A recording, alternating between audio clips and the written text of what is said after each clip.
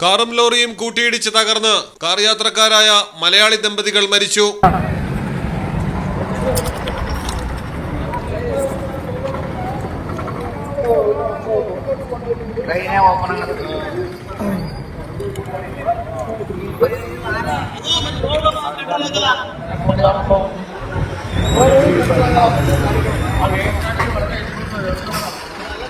കർണാടകയിൽ മൈസൂരുവിന് സമീപമാണ് അപകടം നടന്നത്. വയനാട് സ്വദേശി 53 വയസ്സുള്ള ബഷീർ കരിഞ്ചേരി, ഭാര്യ 42 വയസ്സുള്ള നസീമ ബഷീർ എന്നിവരാണ് മരിച്ചത്. ഒപ്പമുണ്ടായിരുന്ന 32 വയസ്സുള്ള മുഹമ്മദ് ഷാഫി, 28 വയസ്സുള്ള ജസീറ, 3 വയസ്സുള്ള ഹൈസാം ഹനർ എന്നിവരെ പരിക്കുകളോടെ ആശുപത്രിയിൽ പ്രവേശിപ്പിച്ചു. ബംഗളൂരു വിമാനത്താവളത്തിൽ നിന്ന് വയനാട്ടിലേക്ക് പോവുകയായിരുന്നു കാർ യാത്രക്കാർ. ബേഗൂരിൽ വെച്ച് ടോറസ് ലോറിയുമായി കാർ കൂട്ടിയിടിച്ച് തകർന്നു.